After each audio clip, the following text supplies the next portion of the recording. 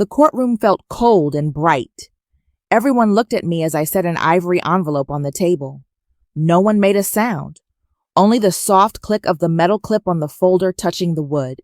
I held my hand there for a second, just long enough for everyone to see I knew exactly what I was doing. Marilyn stared at me with clear irritation.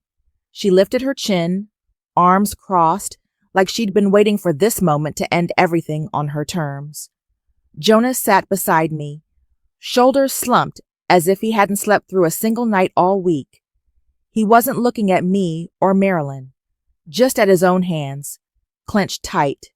The judge leaned forward. "Miss Kara, what is that envelope?" I answered, my voice calm enough that Marilyn shot me an annoyed look. "Something he and she need to know." Marilyn let out a short, mocking laugh, the kind you make when you think you've already won. She was sure the court would order Jonas to pay more child support. That confidence wasn't new. From the moment she walked in, she didn't try to hide it. To Marilyn, everything was simple. Jonas was avoiding responsibility, and she was here to force him to do the right thing. And Jonas, I knew this look too well. The look of someone who's been blamed so many times, he doesn't react anymore. No anger, no frustration, just tired. I looked at the envelope in front of me. It sat there quietly, but it felt as heavy as a stone. Not because of what was inside, but because I knew once I opened it, there'd be no going back for any of us. I took a breath. To understand this envelope, I told myself, we have to go back to when everything hadn't fallen apart yet. Back then, Jonas and I had been married just over a year. I worked in the ER, a job that demanded calm, a clear head, and the ability to face the truth even when it was ugly. That habit followed me home. Maybe that's why I never took one-sided accusations at face value. Jonas was a civil engineer, quiet, steady, and careful to a fault. He wasn't good at defending himself. When we first met, I already knew he had 2 kids with his ex-wife, Leo and Sophie. They were sweet, polite kids, so polite it sometimes made my chest tighten. They always smiled, but their eyes were cautious, like they were afraid of upsetting someone. And Marilyn, Jonas's ex-wife, she was a high school teacher, smart, strong, but I always felt she carried around a pile of emotional fractures she'd never dealt with. People like that get angry easily, but rarely say what's really hurting them. Things started when Marilyn called Jonas. She said the child support wasn't enough anymore, that she hadn't received money in months. Her voice was sharp, like Jonas had disappeared from his role as a father on purpose. Jonas only said, "I've been sending everything." But he didn't explain, didn't push back, didn't defend himself.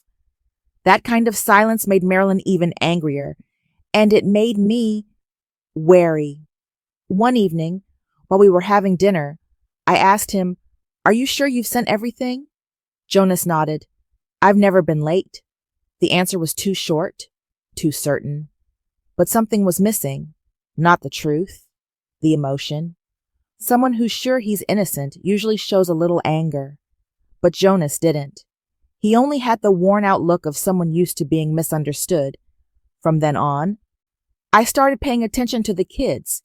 Every time Leo and Sophie came to our house, they tensed up whenever I mentioned Marilyn's father, their grandfather. Their eyes dropped, their lips pressed together. Not fear, an old kind of hurt, the kind kids don't have the words for. I asked softly, "Does your grandpa visit you often?" Leo shook his head. "Mom doesn't like talking about him." Sophie stared down at her shoes. Quiet. I knew that silence. I saw it every day in the ER, in kids who learned to shrink themselves to avoid the storms adults created. Things kept getting worse. Marilyn sent long emails accusing Jonas of avoiding responsibility, being unreliable, not acting like a father. Jonas only said, "I'll handle it," but he didn't do anything more. That's when I started feeling something was off. Not because Marilyn was angry, not because Jonas stayed quiet, but because it felt like they were fighting over something that wasn't money at all. All three of them seemed stuck in some old story no one wanted to touch. I didn't know what it was, but I knew a piece was missing, and that piece had something to do with Marilyn's father, the man she and the kids avoided mentioning. One weekend afternoon, while cleaning out the garage of the house Jonas once shared with Marilyn, I found an old cardboard box. Dust covered the outside. It had been pushed deep under a shelf, like someone had tried to hide it on purpose. I pulled it out and opened the lid. Inside were old papers, notebooks, envelopes, lesson drafts, a few handwritten pages. I went through each stack carefully. The familiar smell of old paper rose up. Then I saw a small yellow envelope thicker than the others, sealed, and on the front was sharp handwriting, slanted slightly to the right. The names of the two kids, Leo and Sophie. I stopped. I didn't open it. I just stared at it. Something about it made no sense at all. If this was just paperwork, why were the kids' names written on a separate envelope? Why had it been tucked away so deep? And why had Jonas never mentioned it? I picked it up. It felt light, but holding it felt like holding a secret that had gone unspoken for years. In that moment, I knew one thing for sure. Everything Marilyn was attacking Jonas for was only the surface.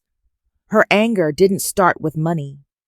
And this envelope might be the key to whatever's underneath. I slipped it into my bag. I didn't tell Jonas. Didn't tell anyone. I just held one cold question in my head. Why would a grandfather leave an envelope for his two grandchildren? And then hide it? The rest would come later. But in that moment, I knew one thing. I'd just touched something that could change this whole fight forever. I kept the envelope in my jacket pocket the entire evening. I didn't open it, but it sat there like a soft, steady knock, reminding me that a secret had just been handed to me. The next day, I showed the envelope to Jonas, but I didn't let it out of my hand. I only asked, "Do you know anything about this box?" Jonas glanced at the dust still clinging to the edge of the envelope. It's probably his stuff. Marilyn's dad. He passed away 3 years ago. When we moved out, everything from the old house got packed together. I didn't go through it. Did Marilyn ever mention him? I asked. Jonas shook his head. Ever since he died, she avoids talking about him, like she wants to forget everything. I didn't say anything else, but I remembered every detail. When someone avoids their own memories, it's not always because they didn't love the person. Sometimes there's something waiting at the end of that memory they're afraid to face. A few days later, the child support issue got worse. Marilyn called Jonas while he was at my place. Her voice came through the speaker clearly. "You still haven't sent enough. The bank says I haven't received anything in over 2 months. Jonas spoke softly. "I've sent everything on time." "She can't stand hearing you say that anymore," Marilyn snapped. "What kind of father are you if you're this irresponsible?" I stood beside him, hearing every word. Jonas hung up, his hand dropping to his side. No reaction. I asked, "You're sure you sent it?" "I'm sure." But this time, I didn't take his word alone. The fog around everything was getting thicker, and I no longer believed this was just a money dispute. I started checking every statement. I asked the bank to reprint Jonas's transfer history. Line by line, it was all there. He sent the payments regularly, on time, every month. No delays, no gaps. I stared at the stack of papers in my hand. Marilyn said she hadn't received anything.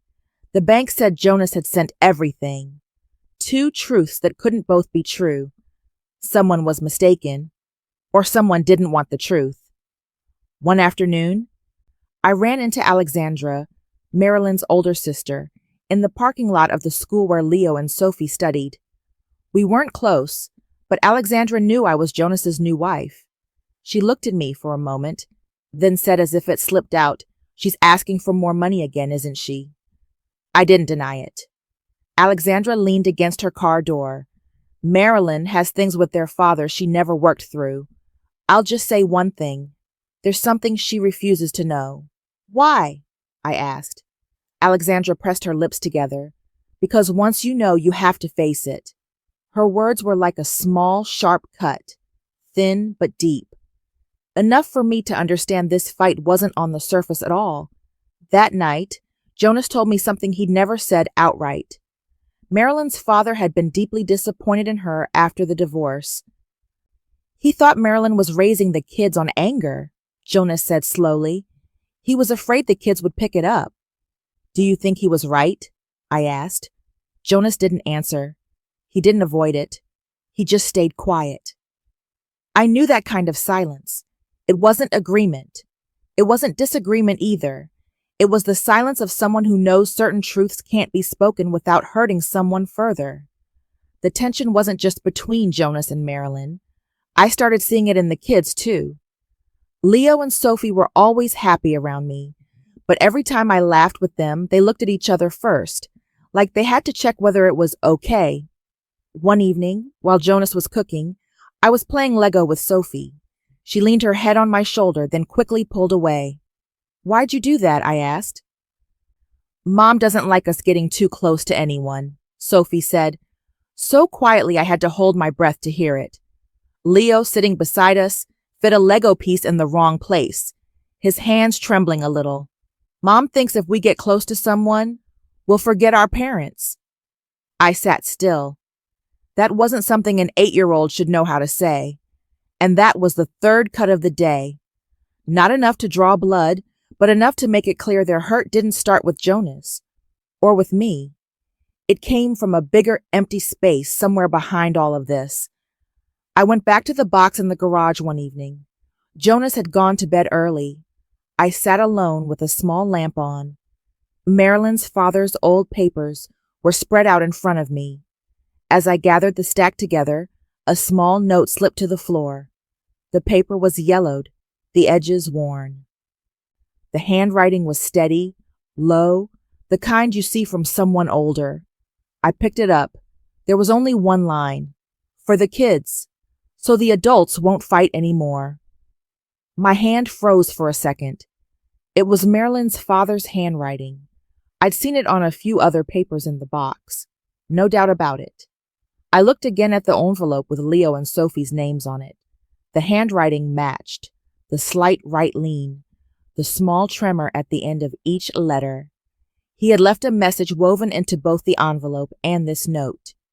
He wanted something to reach the kids, and he wanted it to keep them out of the adults' fight. Those two things were enough for me to understand. Whatever was inside the envelope wasn't money, and it wasn't something Marilyn wanted to face. I set the note down and took a slow breath. Oh, all the broken clues from the past few weeks started clicking together. Marilyn's anger, Jonas's quiet endurance, the kids' hesitation, Marilyn avoiding any memory of her father. None of these stood alone. They lined up into something longer, a chain I had just touched the beginning of. I could have opened the envelope. I could have found out everything right then, but I didn't. Not because I was scared, but because I understood my responsibility. If I opened it out of curiosity, I'd turn something Marilyn's father left for his grandchildren into evidence for the adults. That went against what he wanted. I wanted to do this right. I placed the envelope back in the box and locked the cabinet, but I knew that once I'd seen that note, I could never go back to being an outsider. I stood up, turned off the light, and in the dark, I thought only one thing. Whatever was inside that envelope could change this whole fight. Just a few days after I locked the envelope away, everything spun out of control. Marilyn stopped sending long, angry texts accusing Jonas of everything under the sun. She went straight to the court. In her filing, she accused Jonas of deliberately avoiding his responsibilities for years, failing to pay full child support, and abandoning his children. The words were cold and firm enough that I knew right away they weren't written in a moment of anger. Marilyn had been preparing this for a long time. Jonas read the petition in silence, When he reached the line about abandoning his kids, he let out a breath I'd never heard from him before. The kind a person makes after being misunderstood for so long that endurance has become a habit. He set the papers down and stared into nothing. I don't want to go to court with Marilyn, he said quietly. I sat across from him. But she's already taken it there. Jonas nodded, his fingers laced together. I don't want to fight. I don't want the kids used as tools. His voice was calm, but I saw the small twitch at the corner of his eye. People only shake like that when they're stuck between what they want to do and what they're being forced to do. After a moment, he said something that made me stop completely. There's something I never told you. I looked straight at him. Jonas wasn't good at opening up, so anytime he chose to share something, it mattered. Marilyn's father once gave me a stack of papers, Jonas said. He told me to hold on to them until the day Marilyn was ready to face herself. I frowned. He wanted you to give them to her? I think so. But back then, Marilyn and he were fighting nonstop. I didn't want to get in the middle. I didn't know what was inside either, and I was afraid if I brought it up, Marilyn would think I was digging up the past to use against her. I leaned back in my chair. A layer of fog in this whole story had just been pushed aside. Jonas wasn't silent because he was irresponsible. He was silent because he was afraid of making the wounds deeper. Where's that stack of papers now? I asked. Jonas stood and went into the old office. He opened a drawer in the corner and pulled out an old key. Small, brass, tarnished with age. It's the key to the cabinet he used for his documents, Jonas said. The cabinet's still in the garage, but it's been empty for a long time. I followed him to the garage. Jonas opened the cabinet with the key in his hand. The door swung open, and inside were only a few dusty marks. Completely empty. No documents. No stack of papers Marilyn's father had entrusted to him. I stared at that empty space for a long time. If the cabinet had nothing left, if the important papers were gone, then the envelope I found in the old box was the last thing he left behind. A cold blade ran down my back. Not painful, just clear. Jonas stood beside me, unaware of what I was thinking. He just looked into the empty cabinet as if he were facing a memory he thought had already fallen asleep. A few days later, I went to pick up Leo and Sophie from school. The afternoon was calm, sunlight laying over the playground like a thin sheet of gold. The kids ran out, their backpacks bouncing with each step. They smiled when they saw me, but something in their eyes stayed held back. Once we got in the car, Leo sat in the back seat, unusually quiet. Sophie fidgeted with her seatbelt strap like she wanted to say something, but didn't dare. I turned around. You both okay? Leo looked at me. His eyes were steady but shaking. Miss Kara, is Dad a bad person? Sophie lowered her head. Mom said, Dad doesn't want to take care of us anymore. Neither of them raised their voice. Neither cried. But those words cut into me in a way no scream ever could. That was the moment I understood. The anger between the adults was crashing down on the kids. They didn't understand child support. They didn't understand court filings. They only knew one thing. The adults were speaking badly about each other. I put my hand on the back of the seat. Your dad isn't a bad person. Both of them looked up, and I won't let anyone make you think he is. In that moment, I knew what I had to do. Not to protect Jonas, not to beat Marilyn, but to bring the truth out, exactly as it was, cold, clear, and leaving no room for misunderstandings to hurt the kids anymore. The court date came sooner than I expected. That morning, I opened the cabinet and took out the envelope, still sealed, still carrying Marilyn's father's handwriting on the front. Leo and Sophie. I held it in my hand for a long time. I didn't open it. I didn't break what he intended, but I brought it with me. No one knew I had it. No one knew what I planned to do. When I walked into the courtroom, I felt Jonas give my hand a small squeeze. Not tight, just a quiet apology. Marilyn stood on the other side, her eyes sharp and guarded. She was ready to attack. I looked at her and realized what she was about to do wasn't about money. It was about an old wound that had never closed. The judge asked to begin the hearing. Marilyn's first statements were sharp, clear, almost identical to what she wrote in the petition. All of it pointed to Jonas, avoiding his responsibilities for years. I listened without reacting. I wasn't there to argue. I was waiting for the moment that mattered. The judge turned to Jonas. "Do you want to say anything?" Jonas opened his mouth, then closed it again. He wasn't the type who could defend himself with words. When I saw him lower his head, disappointed but silent, I knew this was the moment I had to step into the middle. I stood up. "Your Honor, I have something I need to present." Everyone turned toward me. Jonas looked at me with worry. Marilyn looked at me with suspicion. I set the envelope on the table. I didn't push it toward anyone. I didn't raise it like a weapon. I simply placed it down, softly, but enough for every eye in the room to lock onto it. I spoke, my voice steady enough that even I heard the coldness in it. What's inside this envelope could change the entire story. And I'm not bringing it here to embarrass anyone. I'm bringing it to bring out the truth so the kids don't have to carry fear they don't understand. Marilyn's eyes widened. Jonas's hands curled into fists. I knew this moment was the line.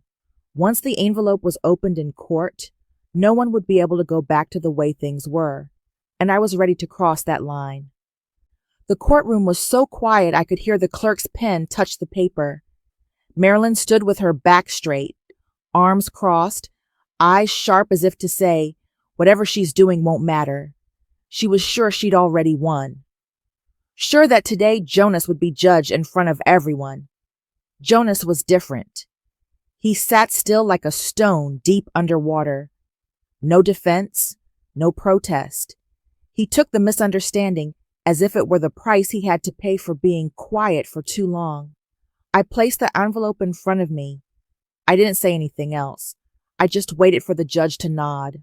"Open the evidence," he said, his voice even. I opened the envelope, slow but firm.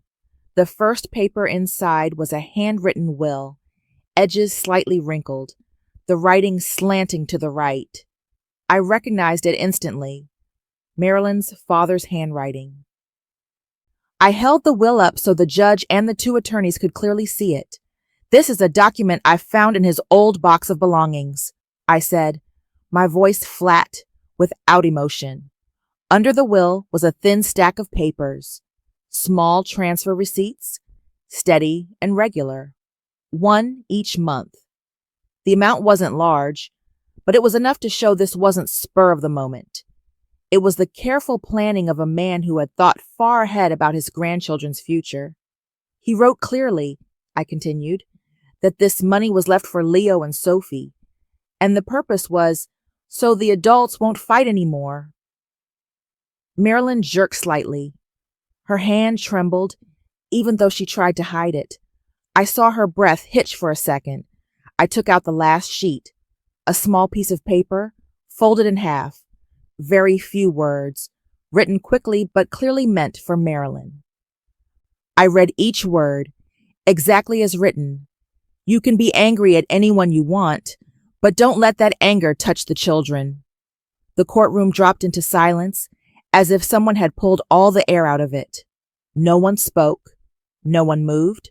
Marilyn stared at her father's handwriting. Her eyes were no longer sharp. They cracked, and in that moment, it was clear she had never known this money existed. She had never known her father left her those final words. I didn't look at her like I'd won anything. I didn't stand there to attack. I only said one sentence, calm and steady. "I'm not taking anyone's side. I'm taking the kids' side." The words fell into the room and stayed there like a clean, cold cut. Not to hurt Marilyn, but to remind everyone that we'd all forgotten what mattered most. The judge looked over the documents, then asked Jonas, "Did you know about this money?" Jonas shook his head. "No, Your Honor. I didn't know her father left anything for the kids." "Then why didn't you say anything about the paper he asked you to keep?" Jonas swallowed. "Because I was afraid if I brought it up, it would hurt her more." The room went completely still. Not tragic, just the kind of silence that comes when the truth finally stands on its own. Jonas's lawyer submitted the bank statements I had prepared earlier. Every transfer showed clearly. Jonas paid on time every month without missing a single payment. No one said Marilyn had made false accusations on purpose. No one needed to. The truth was right there.